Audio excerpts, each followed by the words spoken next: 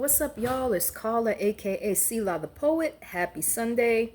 I've decided to do some more content.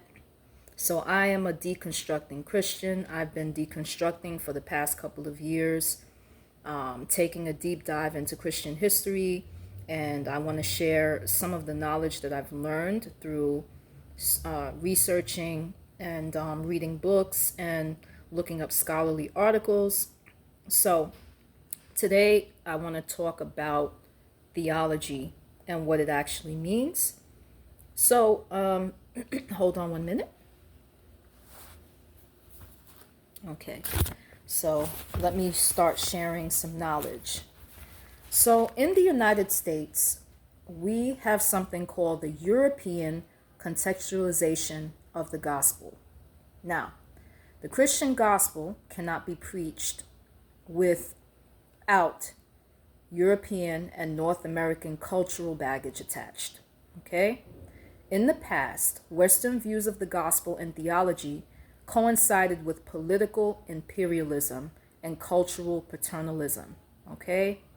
Evangelization, identified with Westernization, told new converts that they had to give up their cultural identities and traditions to be Christians. Okay? Contextualization is a process involving the careful use of cultural forms to convey the Christian message, with commitment to understand mission with biblical clarity, cultural sensitivity, and spiritual wholeness. Okay? So I just wanted you to understand that.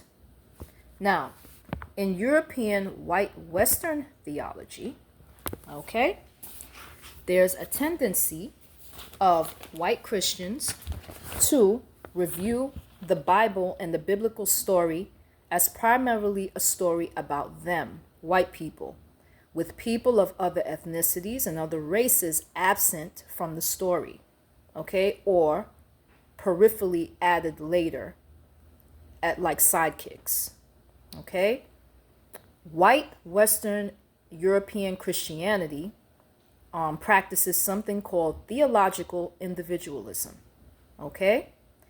It is basically the principle of homophily, where people prefer to associate with those similar to them. Christian morality of salvific aspiration is translated into a morality of personal economic responsibility and duty. Okay?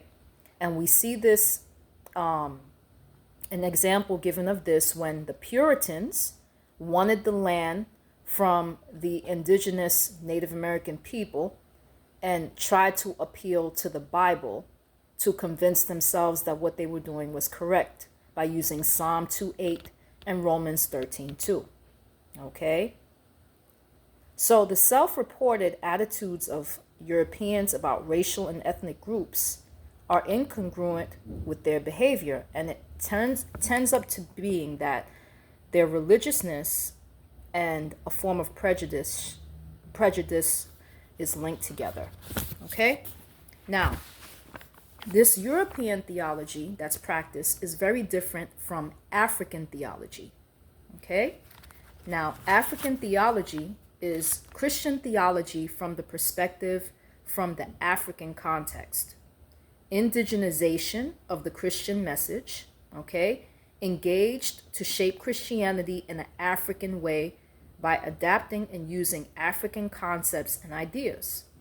Okay, Black theology originated from the U.S. American and South African context and is more closely aligned with liberation theology, which is opposition to racism and liberation from apartheid, slavery, and that type of thing. And there were forms of protest against negative colonial and missionary interpretations of the religion and culture in Africa and here in the United States.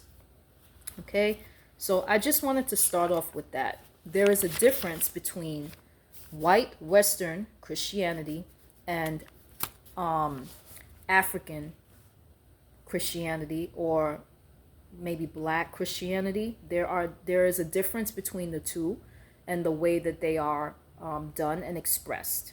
Okay? So I'm going to continue talking about African theology. African theology became a dialogue between the African scholar and the perennial religions and spiritualities of Africa. Okay, areas of a traditional Christian doctrine which are not reflected in the African past disappear or are marginalized. Okay, so I just wanted you to first understand the difference between the two. There is a difference between the way Christianity is practiced in white communities and the way that it is practiced in African American or African communities. Okay, so I just wanted to start off with that. Stay tuned for part 2.